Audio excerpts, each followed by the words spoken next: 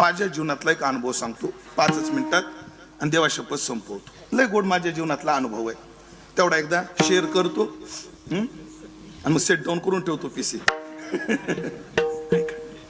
घटना 1-2 वर्षापूर्वीची आहे. आळंदीत होतो, मला फोन आला. फोन कोणाचा होता? नाशिकचे माजी खासदार हेमंतजी गोडसे पाटील यांच्या पीएचा फोन होता. नाशिकचे माजी खासदार, ते जवळची मंडळी, जरा प्रेमातली, म्हणजे तिकडे बाबा म्हणण्याची पद्धत आहे, महाराज नाही म्हणत तिकडे, बाबा म्हणतात. बाबा कुठे आहे? आळंदीत आहे. बाबा एक तारीख पाहिजे होती. म्हणजे कोणती हो? म्हणजे आमकी आमकी तारीख. का हो? खासदार साहेबाच्या आईचं वर्ष श्राद्ध आहे, ते कीर्तन तुम्ही करावं अशी आमची सगळ्यांची इच्छा आहे.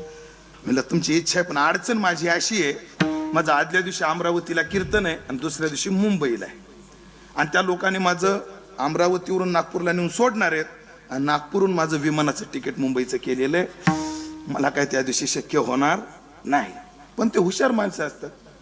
ते बाबा आपण एक केलं तर फ्लाईटचं कॅन्सल करा, आमच्या खासदार कोठ्यातून आम्ही तुम्हाला सेवाग्रामचं तिकीट करून देतो, फर्स्ट क्लास एसीचं करून देतो. खासदार लोकांना ती ऐन वेळेला त्यांचा रिझर्व कोठा असतो असतो. आणि मग तेवढं आम्ही करून देतो. ती सेवाग्राम सकाळी 8-9 वाजता नाशिकमध्ये येते.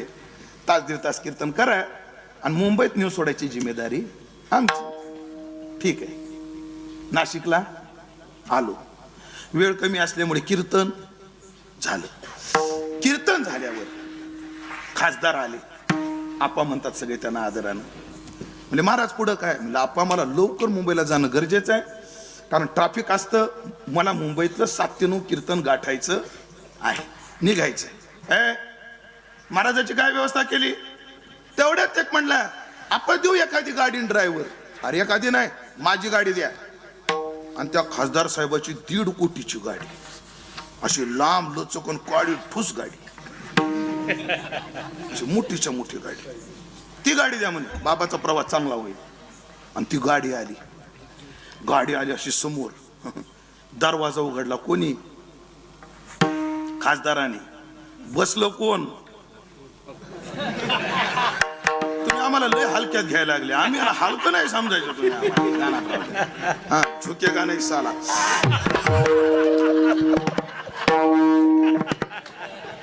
ऐकलं का? लक्ष देऊन ऐका.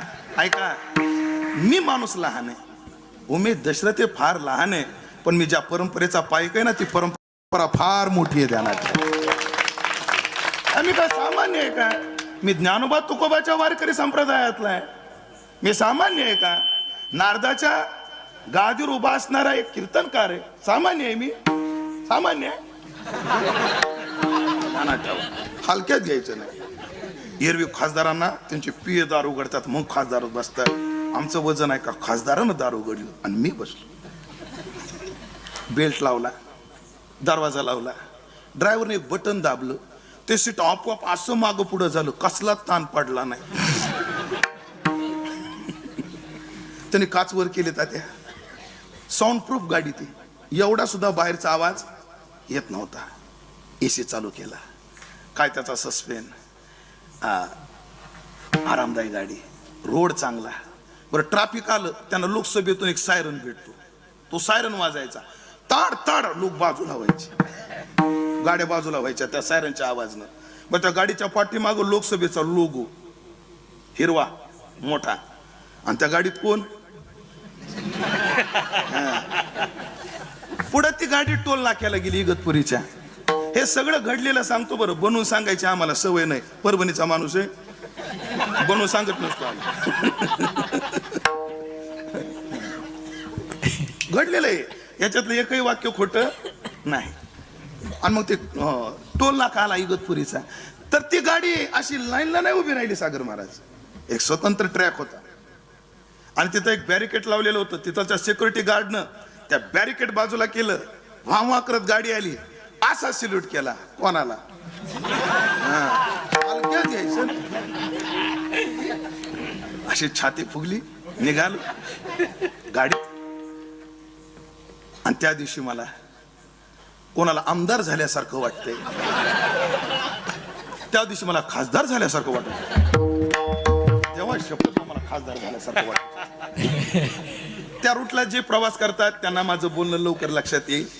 कसारा घाट आला, मी ड्रायव्हरला म्हटलं अरे आपण बाय रोड जर गेलो तर भिवंडी नाक्याची 3 हात नाक्याची ट्रॅफिक आपल्याला कीर्तन गठू देणार नाही. तू एक कर, मला कसारा रेल्वे स्टेशनला सोड, मी लोकल पकडतो आणि जलद जातो.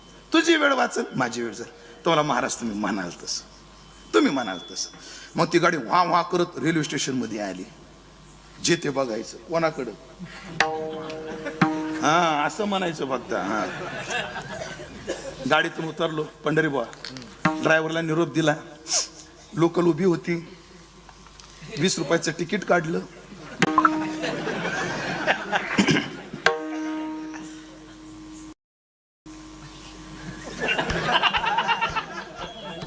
लोकल मध्ये चढलो. म्हणजे आता तुमच्या जे मनात आले ना तेच घडलं बघा. तुमच्या सगळ्याच्या मनात जे आलंय ना तेच घडलं साहेब. कसाऱ्यापासून ठाण्यापर्यंत उभा राहून गेलो. अरे माणूस की धरा राव थोडीशी.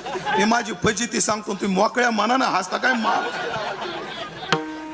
आता चिंतनात या झालं, आता लक्ष द्या. आणि मग मी माझ्या मनाला प्रश्न विचारू लागलो. लक्ष देऊन ऐका. मी माझ्या मनाला प्रश्न विचारला, अरे उमेश दशरथे तुझी नेमकी प्रतिष्ठा काय? 2 तासापूर्वी खासदार तुला 1.5 कोटीची गाडी देतो, ती तुझी ओळख आहे का? रेल्वे तुला कोणी जागा देत नाही, ती तुझी ओळख आहे? लक्षात येते तुमच्या? 1.5 तासापूर्वी भाऊसाहेब मला गाडी किती कोटीची? 1.5 कोटीची. आणि रेल्वेत कोणी जागा द्यायना. नेमकी आपली ओळख काय? मग तुम्हाला सगळ्यांना एक गोष्ट सांगायची, ज्यांना कोणाला आपल्या संपत्तीचा, आपल्या कलेचा, आपल्या सत्तेचा भुसकट आहे ना, त्यानं कधीतरी आपल्या वलयाच्या बाहेर जाऊन यावं, मग कळतं या जगात आपली किंमत काय. नाहीतर वकील साहेब आपल्या गलीत कुत्र सुद्धा वाघ असते. आपली या जगात किंमत काय आहे ती कधी कळते? आपल्या वलयाच्या बाहेर गेल्या नंतर. बघा मी मगाशी म्हटलो त्या ठिकाणाला गेलो नाही, पण त्या ठिकाणचा रस्ता आम्ही धरलेला आहे. किती 2 विषम स्थिती आहेत. खासदार 1.5 कोटीची गाडी देतो आणि रेल्वेत मला कोणी जागाही देत नाही. मग मी मनाला प्रश्न विचारला की तुझी नेमकी ओळख काय? आणि मला तुकाराम महाराजाचं एक प्रमाण आठवलं. ऐकताय ना?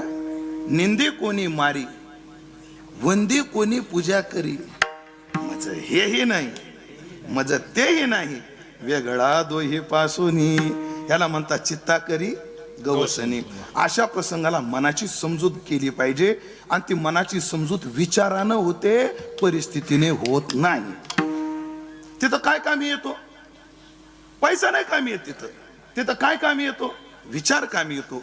आणि परमार्थात माणूस पैशाच्या उंचीपेक्षा विचाराच्या उंचीवर गेला पाहिजे. आणि चिंतन करणाऱ्याला देऊन येतो. चित्ता गवसनी सुखाने दुःखा, मने वेगळा मी तुका, कळू नये सुख दुःख, तान हरपली भूक. ज्ञानोबाराय काय म्हटले? ज्ञानोबाराय म्हटले, आयुष्य हीन जीवाते, प्राण सांडी अवचिते, निदसुरे द्वैते, ते निर्माण मोहाजित संग दोषा, याच्यावर दृष्टांत आहे. म्हणजे जसा प्राण सोडून जातो तसे सुख दुःखादी विषम अवस्था त्या महात्म्याला सोडून जाते. आता पॉझिटिव्ह थिंकिंग आहे का? सकारात्मक विचार. मी त्याविषयी असा विचार नाही केला कृष्णा महाराज, अरे 1.5 कोटीच्या गाडीतून उतरलो आणि रेल्वेत उभा राहून गेलो. त्याविषयी विचार आहे का आपला? काय है म्हणलं, अरे दशरथ तुझ्यासारखा भाग्यवान तोच आहेस म्हणला. 1.5 कोटीच्या गाडीतून उतरला ना 8 कोटीच्या रेल्वेत बसला असतो. चित्ता करी गवसनी, आपल्या चित्ताला परमात्मा परमार्थ गवसनी करतो आणि सुख दुःख मान अपमान सहन करण्याची कुवत देतो. हे कधी? त्याशी चिंतेलिया मनी, चित्ता करी गवसनी. मानवी जीवनाचं फळ प्राप्त करण्याकरता जे बळ लागतं ना, ते सुद्धा कोणतं आहे?